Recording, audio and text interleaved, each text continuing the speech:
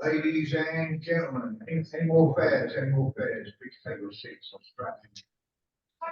More room on the top floor. This is the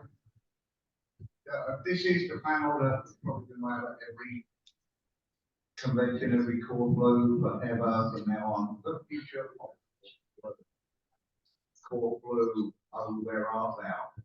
With a Corflu. However you want to do it.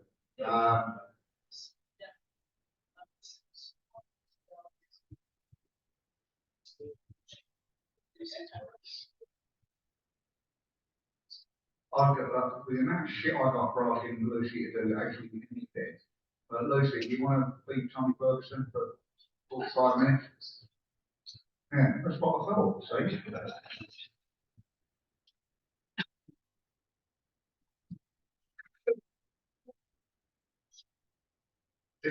Shut up. Like that.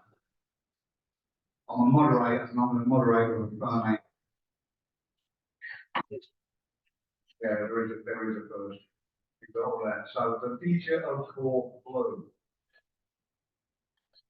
Time was when Corflu actually had a 5-year plan. We knew where the next 5 Corflus were going to be. Still went through the process in every year for the next one. It had already been set up at once. Now we're struggling to find anyone to run a Corflu. Of course, the cohort is aging. So I look around the room at all the mobility scooters and walking sticks. That's just me, yeah. Here we are up on Cripple Creek. So, and yes, of course, it's the brain of fandom. About that. I'm really still not sure if I like that expression even or not.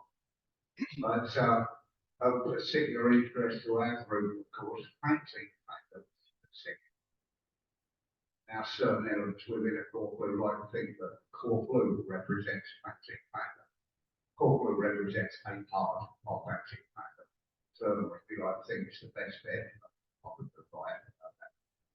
So, also, this is to do with the future of painting fandom in general, the future of painting. Although the imminent demise of painting has been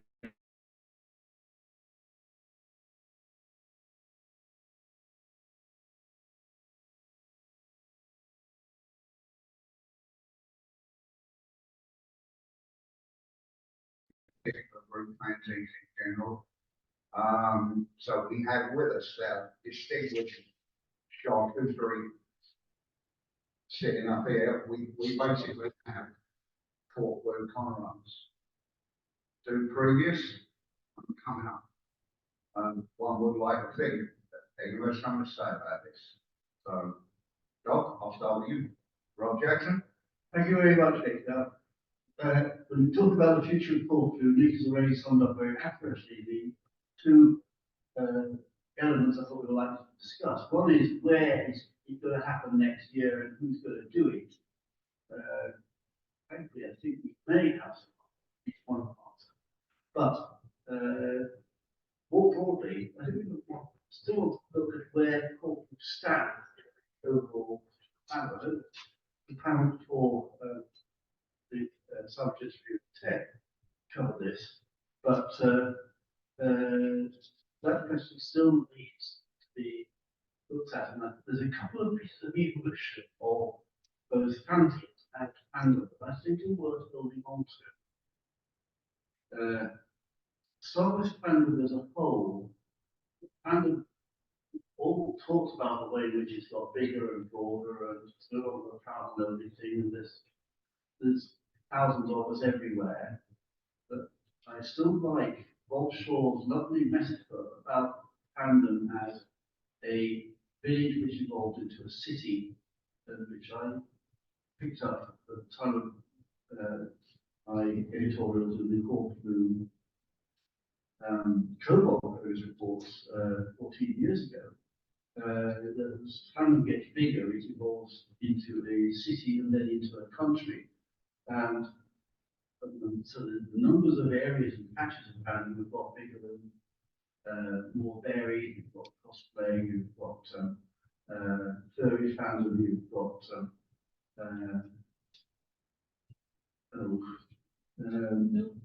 filth, yes, so many different sorts of ways into it. You've got all the fandoms that relate to particular TV and film programs. But they possibly wouldn't have any idea from where they all go. That's the story of the way you look at it. The other evolution that I think needs to come out is that fanzines. When they were first produced in the 30s, they were an essential means of communication because apart from the letter columns of the early prozines, there was hardly any other way of keeping in touch with each other. Okay, you could write each other letters and sometimes they were around long and stuff like that, but fanzines weren't the only way in which people kept in touch. And then that has gradually changed. Corflu has been going for 40 years, but the time that it started, there was already increasing availability of other ways to keep in touch. The internet and email were just round the corner. And we all know what's happened since then about the development of blogs, podcasts, and e-lists, and messaging or social media. How they, like, not quite supplanted, but coming alongside and racing past the traditional printed fanzine. But that's what's happened. And the printed fanzine has evolved from being essentially to, I think, for art, for visual art. It's still a form of written art, or best fanzine loves to take writing for interesting visuals. But it's no longer preoccupied with habit of making by via the fanzine locally, email each other, talk on e-list, talk on Zoom call. So fanzines are now a form of art. Now, are they a form of traditional craft that we have to, if you like, keep alive by the same way that, say, spinners or basket weavers keep their craft alive by being traditionalists? Now, that may be one of the functions Corflu has, that we made a group that supports the skills of traditional fanzine production and writing. But it can have other functions as well. So does Corflu evolve to embrace the other more varied forms of social communication? Or does it consciously retain a traditionalist outlook? Any questions? You're expecting me to say something. Thank you very much, Dr. Rob, as always, showing your complete mastery and precision of topic list. I'd like to bring in now another very recent Corflu runner for her thoughts. So Rika O'Brien. Okay, thanks. I'm probably no longer fit to forgive me. That anyone who's read any of my editorials will know that they tend to be far-reaching. There's a problem in the world that needs to be probably, well, it doesn't need to be solved, which is a problem of novelty. The rate of technological acceleration is now so fast that human beings can't really keep up with it. And communication technology in particular is evolving really rapidly. And there's a limit to what human beings can cope with. One of those concepts that's sort of been created to put a rope around that is Dunbar's number. I don't know if you're familiar with the term, you probably heard the concept, which is that for human beings, we can keep track of maybe 5 close friends, 15 of our larger family, 50 people in our clan, and 150 people in our tribe. That 150 people number may seem like it resembles something we do. And beyond the 150 people, we tend to be overwhelmed and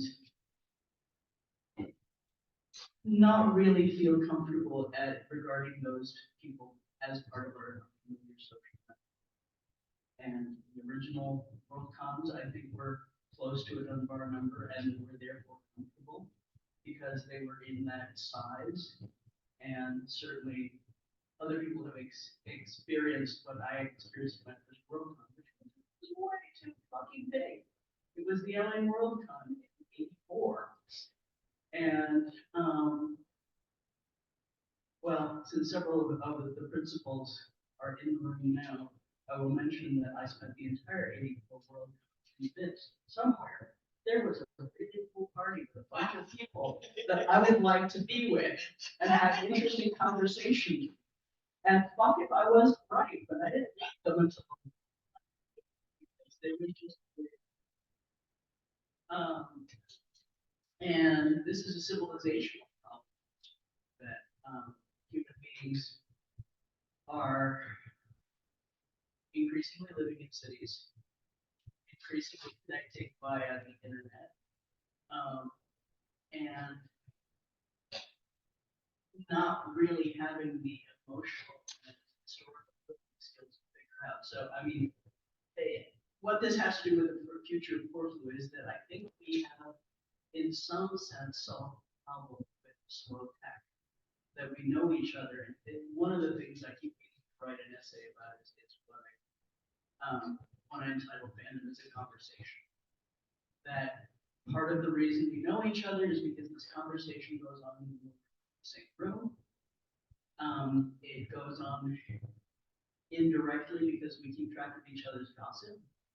We get pissed off at the same events like the Hugos. You know, that there are unifying features of our shared hobby that keeps the conversation going, keeps the mind meld going, if you will, that when we get together, we have something to say to each other, we recognize each other, we find each other again, this thing keeps going. But I don't know how to propagate that. I mean, Sandra said something earlier about fanzine fans not really being game gamers. I disagree. I think we have been for a long time. I think a lot of snobbery about not us. That's why we say fandom sucks outside of here. I remember being in a Western Con where Robert Lichtman's guest honor and he was talking extensively about his mentors in fandom and how they brought him in, made every effort to get him fanzines and get him connected with people. And he then went on then to complain about how young folks today show no interest. Well, what were you doing to bring them in? Who were you giving fanzines to and making introductions? I don't know that we're doing it. So, I mean, Lucy has said that when she pulled this thing together with some friends, it was about being able to find each other and having their own convention where they didn't have to wait through a sea of 1980 Worldcon like experience in order to actually have this thing we have here.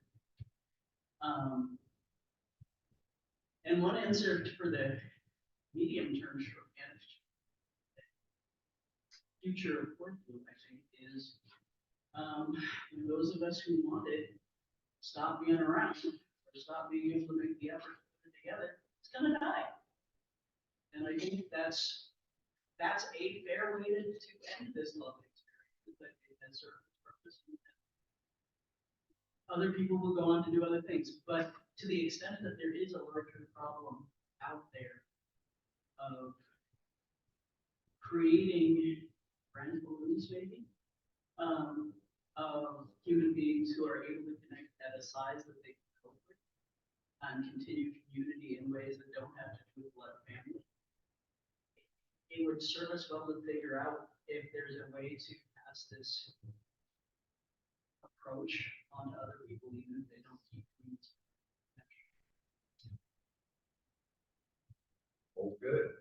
I think, one of the things just kind of on top of that, and this applies on certain other endeavors as well, that, the fanzine community as such, we don't do marketing. We do communication, but like, you know, because we don't have huge budget to let everybody know that we're there or anything like that. But we just kind of, here we are, and we hope that people find us. Now, how you do outreach, if you will do outreach, is exciting. I'm sorry for that. But we do, I'm sorry, I'll just finish this then. Well, go on, because I was going to bring Dave in next, so you got. I'll save it for later, but I do All right. thought about that. All right. So, but like we do have potentially, because of our funny little bidding system, we do have somebody who would like to run the Corflu next year. We very nearly didn't have anyone who wanted to run Corflu next year, so we've let's consider ourselves fortunate. And that gentleman, and yes, I know he's clinically insane, but I've known him for a long time. But next year's a bit of a Corflu for you too, Mr. David Foster.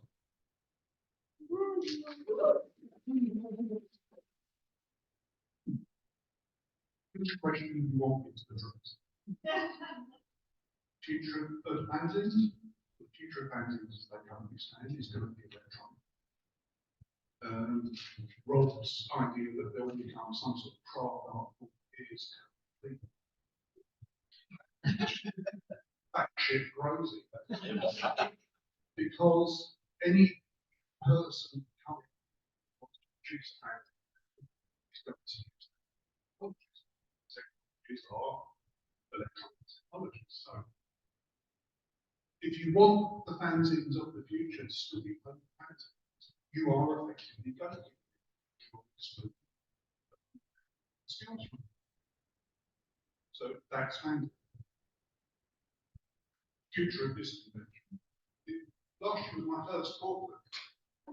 There are lots of people in this room who I knew by now as quite legendary characters. I mean, Jerry is someone I knew by name.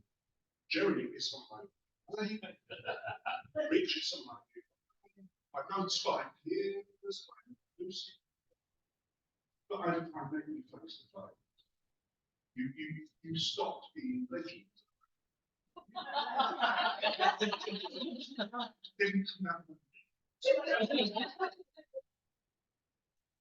But what occurred to me, and a conversation I had in with Tom, with Joseph Nicholas, with people I knew recently, or must be in science.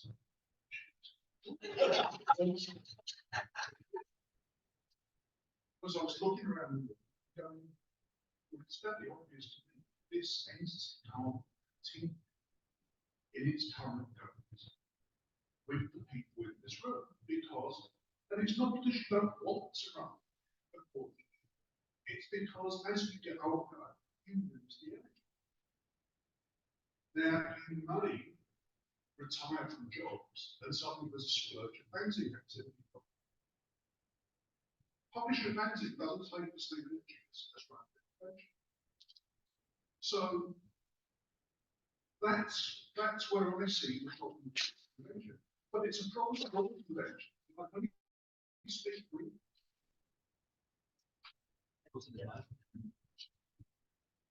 The East Coast are facing the same problem. Who's going to run the East Coast? Now, the next two East Coast, this year's one until the next year. last Mike, closer to your mouth. okay, there are inconference centres with hotels. What happens when there's a conference centre that's willing to let a group run a convention? No hotel will back them up with accommodation. Because it will happen. The other option is the Easter Carnival are permanently parked at the embassy, and the will run stay around the location. So the demographics don't just affect you, they affect, in Britain, all conventions. None of the country. You look at the Caribbean, none of the country. It's ancient in its own way. In fact, I'm really quite surprised that those Caribbean Novacon aren't here, because there's so much overlap. So where's the new blood coming? Because they're online, they don't feel the need to travel. In fact, most often not, they don't have the resources to travel. They're relying on the bank of mum and dad to pay their rent or get more. So they can't fly across the country. These are not issues with this convention or the drugs. These are demographic problems that are hitting all sorts of hobbyists. Comic books, same problem. Gaming, same problem. The people that want to be active and running events are all urgent. And people come up behind them have got a different way of communicating, and they don't have resources to take part in this way. And hence they don't gain the skills to develop this way. So sometimes you're asking the wrong questions. It's not what is the future. It's is there a, and it's quite right. It's already it will just die naturally. There will come a point where there's about 10 people there. Do you know what? You will not get them. They are different. They are different animals. Sorry. Hey, I'm different. You are. That's all excellent, points for that. And yeah, there is a fairly,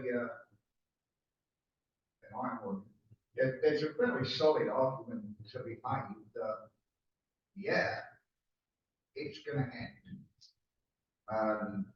Do we just kind of watch it wither away off the vine?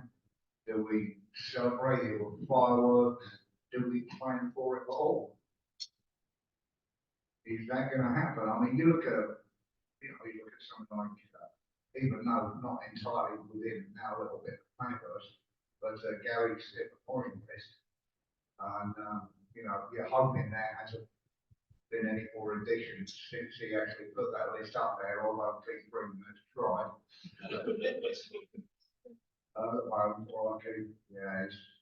He says it looks worse than it is.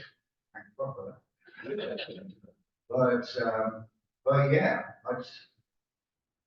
I hate to agree with the conclusion that, Dave's right and Reed's right, not because of them, but because of what that conclusion is. Gary, why are you? Come on, no seat. Yeah, absolutely take the document. Two things.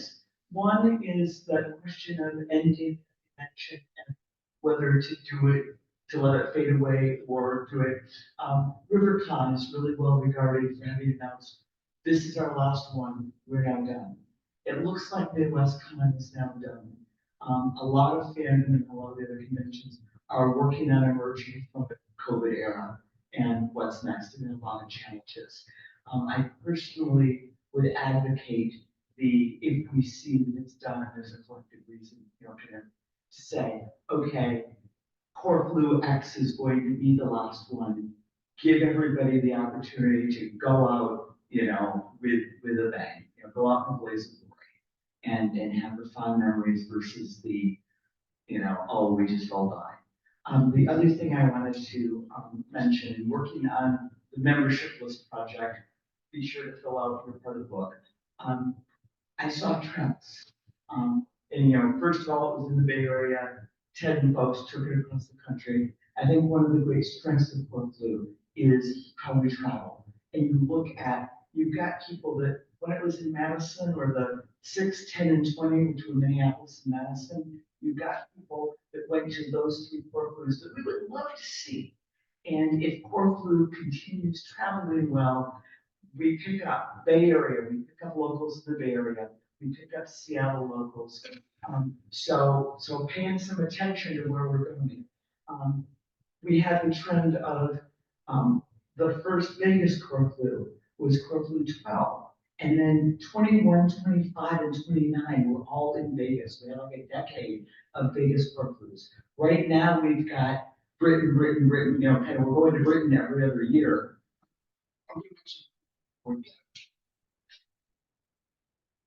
You could drop the name Corflu, take a different name, and give yourself a different set of expectations and say, we're going to pick up 3.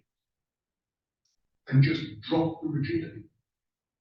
The other thing, then the reason I'm going to run next year, I'll be quite well at this. Tommy and Jones are running the East Con in Belfast.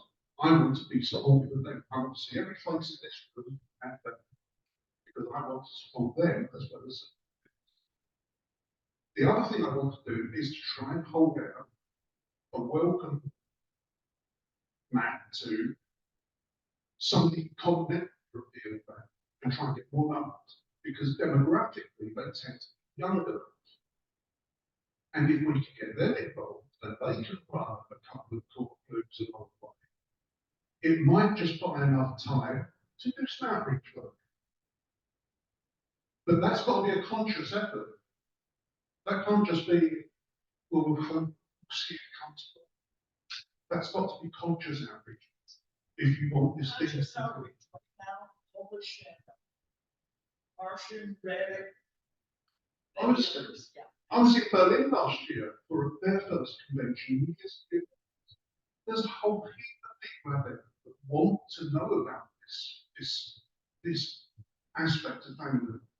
But there's no outreach work being done today. Yeah, Dr. Rob's been absolutely gagging over here, so I better let him go before he wets himself. Just to echo what Jerry said about conscious termination of conventions, it's also something that was toyed with by the Nobel Fund from 50. They didn't actually go with it because there was enough evidence to run a few more, but it's quite possible that they may return to the same concept that some of the American funds have done. So yes, there could be mileage in that as a way of saying, oh well, let's fall back it up. But on the other hand, the EU, which be suggested by Dave, I think it's an excellent idea.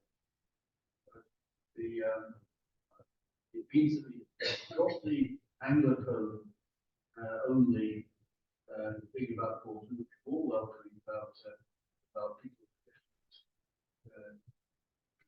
different languages, well, different countries. Tara, you indicated some input. All I was going to say is that somebody has mentioned in the school panel the possibility of that they might be interested in doing one if they knew how to do it.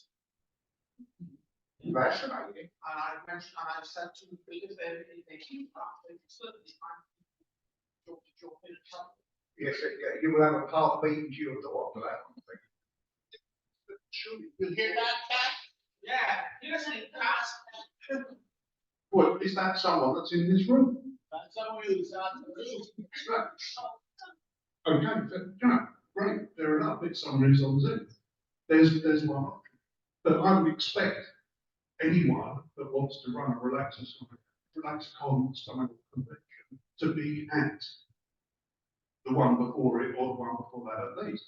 I ran a RelaxCon, so I know what this sort of size of convention will actually be. It was about 250 people. I'm looking at Mark and Claire. Well, you don't. No, I'll spray the things.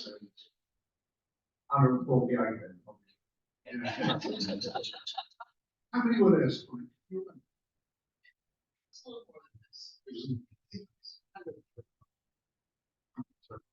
But yeah, I mean, whoever wants to run something after this has to come along and learn on the ground. Yeah. Totally agree with that. Ladies trying to wet himself out there. Cindy, hold on. Well, I'm not loud enough.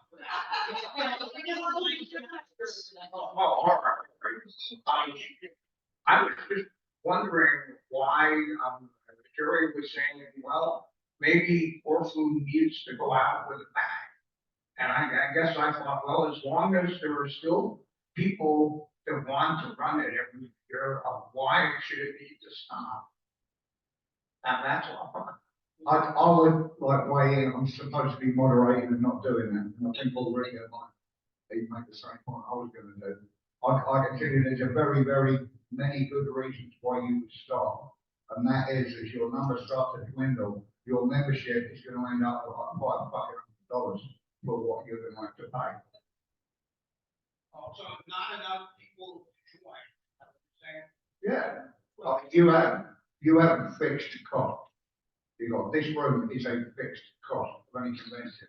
Obviously, if you make an equivalent with a phone box, that's not going to cost quite so much. But how many places have got a phone box that's going to suit you? Almost none. So yeah, there are a substantial set of fixed costs with anything like that you've got. And some of those have gotten worse post-COVID because a lot of hotels have disappeared and may not be back. Correct. One more thing, maybe the future then is that Corflu could just go virtual.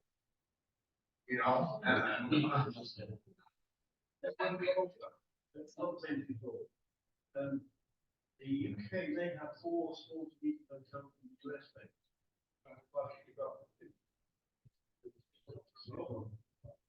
So the UK may have 4 small to medium hotels and small to medium towns than the US does. So maybe we're in a better position to reach by the well suited to this. Right, well, hold on a second, because I've been dealing with this risk. Again, part of what I wanted to do with running the next Corflu is make sure that my friend John Harvey could get it in. John's got Parkinson's disease. I wanted to get Abaddon from. Abaddon is house. A carer is Rob. If you get Abaddon, you get Rob. You get Rob, you get Alan Harris. You get Alan Harris when you get Holy Alan, who's just come out of his COVID shit. Yeah, so it's like knocking over the dollhouse. Now, when I started looking at hotels, I was looking around East London for a certain size hotel. The issue there was the local authorities in London are dealing with the homeless. A lot of the smaller hotels are turning their function space into extra accommodation because the local authorities will pay through the nose for it to put families into. You've got families in one hotel room in London. That's how bad it is. If it sounds like a third world country, that's what 14 years of tourism will do to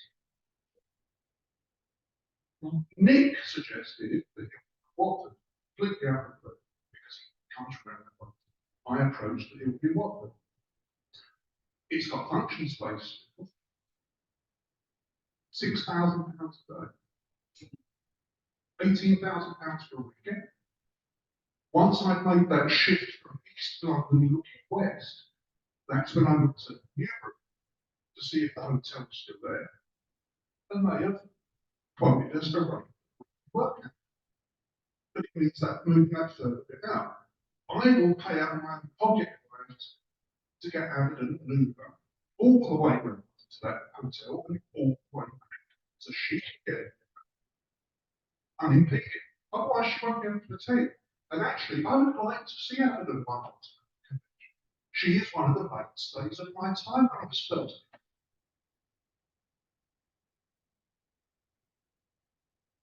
Well, I had a non-serious comment to make, but in response to yours, like, has to have.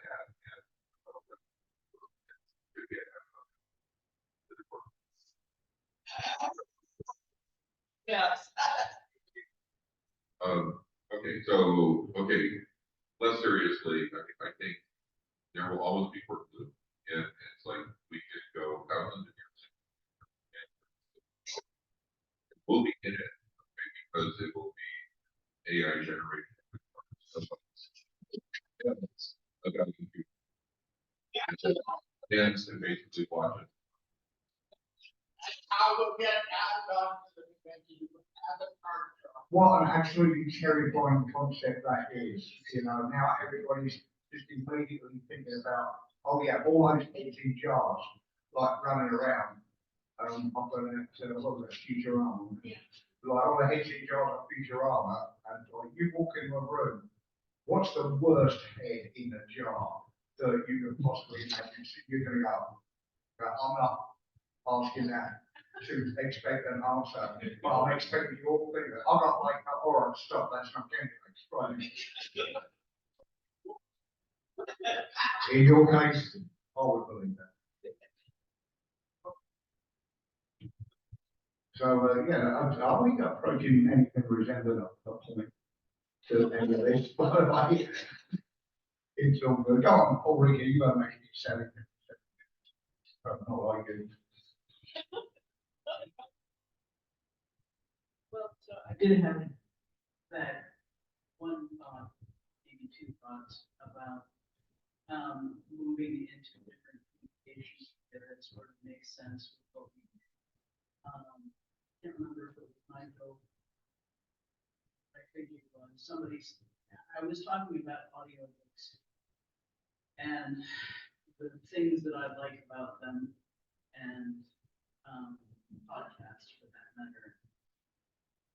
Let's say it was Michael, popped up and said audio fanzines. And I think that's not a dumb idea. I mean, amongst other things, it's an accessibility genius moment, especially now that some of us are losing our eyesight. But it occurred to me that one of the things that one could do, probably more than one, is an audio fanthology.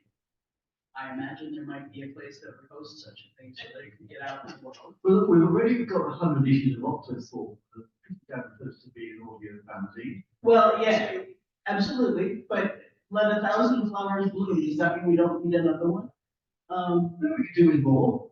I'm not saying that anything against them, but in terms of connecting to what we have done in the past with people who have never experienced it, I think a fanthology would be a cool thing to do. And the other idea that I've had kicking around for many years and done nothing about is tying into Ted's fanzine review idea is that institute a weblog entitled The Northwest Review of Fanac. And they restrict it not just to fanzines, but people love to have some ego boo, or at least some recognition, and if they find their stuff there, they might also look at the other stuff.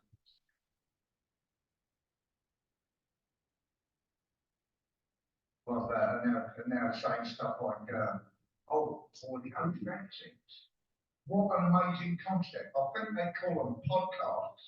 That's it. Yeah, basically, and you know, now we've got called the same different, so we look better. But yeah, you got all these options and stuff like that. I think one of the, well, if you do want to do an editorial from the front seat here, I think I just thought, you know, you're absolutely right. So yeah, you can't stop at one. You know, sure, let everybody do it. They can have their own set of panels or something. Oh yeah, it's called Hugo, I forgot.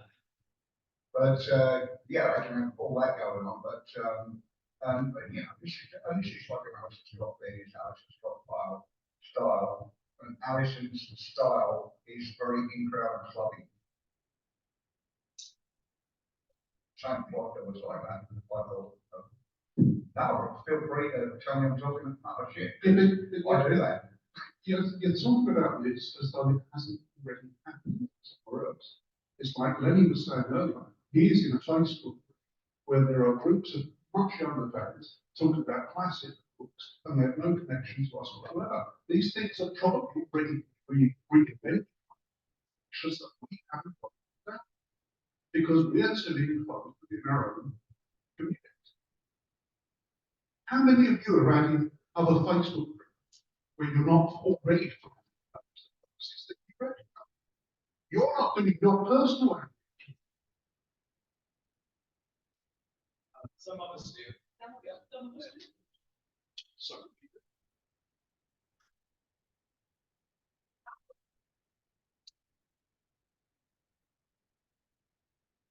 Another thing that I noticed over the years is there are people within fandom who are glue between connected points between different groups.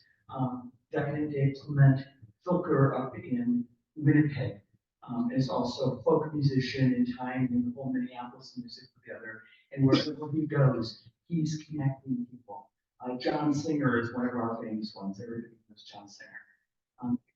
You've got people who, because of their personalities, do cross over and are either OmniFans, Bruce Pells, et cetera, et cetera. We have those people today, and we could have an interesting conversation or constantly kind of identifying some of them. But having, Allison Scott, I credit her with keeping fandom together through COVID, because of what she did with all the Zooms. And it was utterly brilliant, and she's one of the current people doing. So, we've got, what's going on with FanAct and especially the fan history Zooms, where there's a group of people who are coming to that and it draws in some new people, but people from a whole bunch of different Fanish groups and backgrounds start getting to know each other through that. So that's just, it happens, identifying and encouraging more people who are comfortable with doing that to do that, and listening to each other about the cool things that they found someplace else. Also good.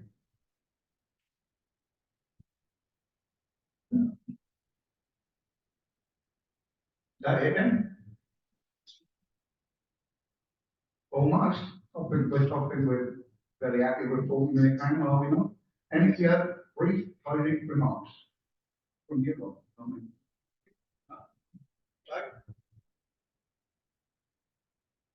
a bit more optimistic that there will be a future. I think that my idea of pansies is purely a traditional art form, maybe increasingly niche.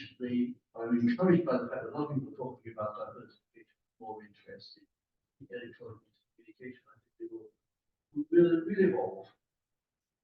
come next year, move on to Belfast, see what goes on.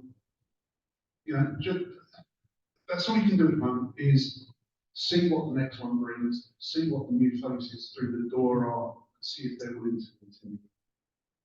And that's all you can do at this point.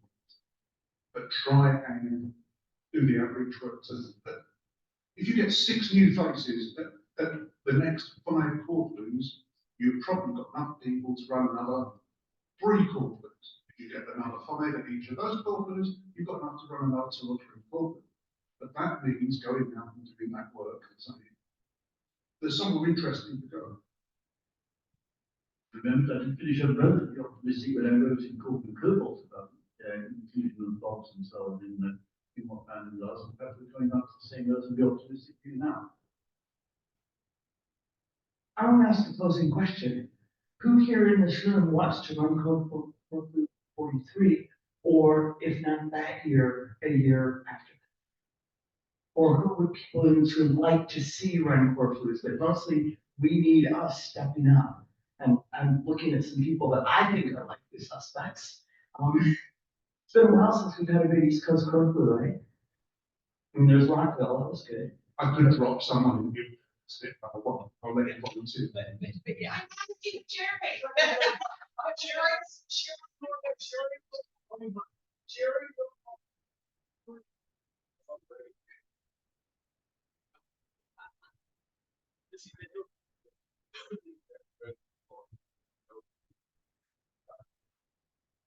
Well, we could get him.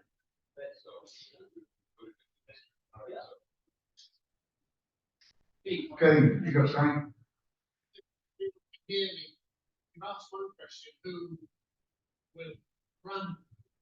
There's another question, who here will help get somebody run Corflu?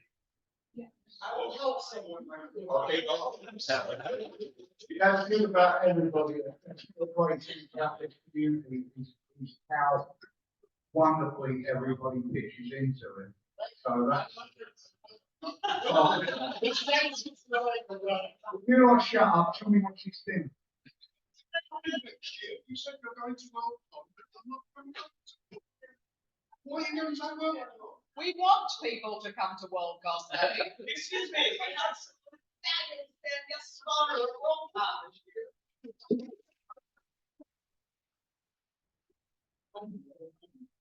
I knew there was a reason Mark's name come out there, I reckon he needs to get the bond practice. All right, any final? All right. Well, I was just going to say, I would love us to report sometime in the future to have another report from Seattle. Yeah. Although we haven't even had 5 in Vancouver. The thing is, actually, as Dave mentioned, and Ricky did, the hotel that we used to use either no longer exists or are out of our reach. I'm not sure. I have to find one would be our needs and move forward. We didn't lose a lot of COVID. The hotel we used for several of them had the high rise university. Presidential suite, 360 view. It was taken over by another hotel chain, closed it and turned that into a bar and lounge thing. They have no suite, that kind of deal. So I don't know. I might have to research that company. Not for another few years. Probably older, but I'm still willing to try. well, it appears you've certainly got sufficient willingness for everything in the room.